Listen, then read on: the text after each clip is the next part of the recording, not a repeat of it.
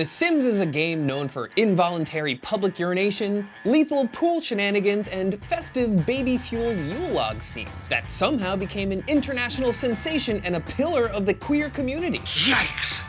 Those crab cakes sure pack a wallop. But if it weren't for one well-timed, spontaneous smooch between two AI lesbians, the whole Sims franchise would have died on the vine. So let's get into it. This is CanonBall.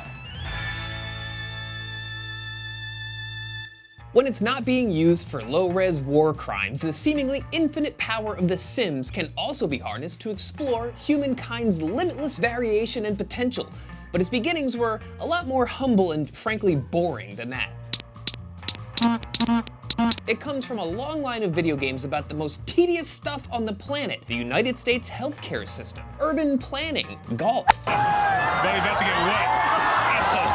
This was the 19th game released under the Sim brand, and nobody involved was confident this thing would even reach the finish line. Developers worried that the game would strike their bosses as too mundane. But it turns out people crave control over the most mundane parts of their lives. Trying a new hobby, speeding up time while a loved one is away, luring a neighbor into your yard and quickly erecting a tiny windowless room around them and watching as they languish in their own filth. Even simple indulgences like these are largely inaccessible in everyday life. And for kids, the list of prohibited behaviors is much longer. One wrong move and you're a pariah for the next 10 years. When The Sims came out in 1999, lots of little weirdos suddenly had a way to simulate interactions and activities they could never experiment with in real life. A game meant for dabbling in interior design became a boundless source of affirmation and validation for tons of queer folks who desperately needed it, and the franchise really leaned in. The Sims 2 allowed gay couples to adopt a baby and enter into what it called a joined union. Like lots of suburban wine moms in 2004,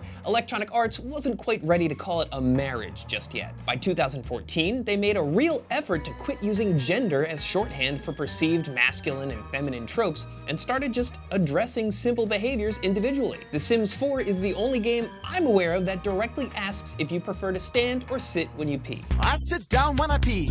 There's nothing that crazy about me. In 2022, they worked with the It Gets Better project and GLAAD to introduce things like the distinction between physical and romantic attraction, or the lack of either or both. The Sims character creation tool highlights a pretty important life lesson. You can build a unique personality without tethering every preference to gender and sex. My pronouns are USA. But Maxis and Electronic Arts, the companies who develop the games, haven't always had a stellar track record of inclusion. Years before the release of The Sims, there was an incident known as the Simcopter Fiasco. In response to what he called aggressively heterosexual bimbo NPCs in the game Simcopter, one programmer coded an Easter egg that would occasionally generate an army of shirtless studs in Speedos who wouldn't quit hugging and kissing each other.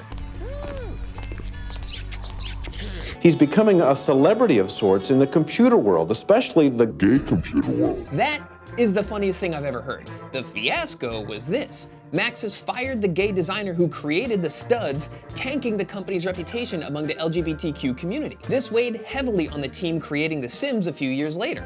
Designers and programmers recognized that their coding for relationships was, quote, heterosexist and monosexist. A good example? Some Sims would have a, quote, violent negative reaction when someone of the same sex tried to flirt with them. Designer Don Hopkins proposed an easy fix to allow for same-sex romantic relationships and insisted that, quote, anyone offended by that needs to grow up and get a life. And hopefully our game will help them in that quest.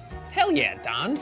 Thanks to advocacy like that, the first game veered away from overt homophobia. But it still wasn't quite in the realm of active representation. It would take the dumb luck of one more developer to make that happen. Enter Patrick J Barrett III, a new employee who had been given some old instructions. His boss went on vacation as soon as he started, so they gave him some busy work coding in-game social interactions. But the code he was asked to implement hadn't been properly updated. See, at some point the programmers had to have that awkward talk with their bosses that we've all had, whether to affirm or deny the existence of gay people. Having learned nothing from the Simcopter fiasco, the bigwigs had decided to actively program out the ability for two characters at the same same-sex to kiss. But nobody had told Barrett III as he was whipping up a demo for 1999's E3 Expo. The stakes couldn't have been higher. Electronic Arts had all but confirmed that the game was toast if it didn't gain traction at E3. Well, they were about to get their traction, but they weren't gonna like it. As they were running a simple demo of a wedding scene, two female Sims did the unthinkable. They kissed. At a wedding! That became the biggest event of the entire Expo, and it amassed more media attention than EA's marketing budget had managed for any of its tentpole games. At that point, EA couldn't take it back, so Barrett went ahead and canonized queerness in The Sims. He drew up some code that would determine a Sim's sexuality based on romantic interactions, not on gender and not on proximity. Simple human interaction. To boil it all down to a sappy metaphor, if your worldview is built around a binary, it takes a lot of work to deconstruct it. It's tough, but it's well worth it to embrace variety. And if that's too pretentious for you, let me leave you with Barrett's explanation for why this franchise popped all the way the hell off at a nerd convention. He says, "I guess straight guys just love the idea of controlling two lesbians." Hey guys, Jesse here. Thanks for watching CanonBall. Make sure to like, subscribe, and I know you're already typing it up in the comments, so let me know about the weirdest shit you've ever done with your Sims. You little freaks.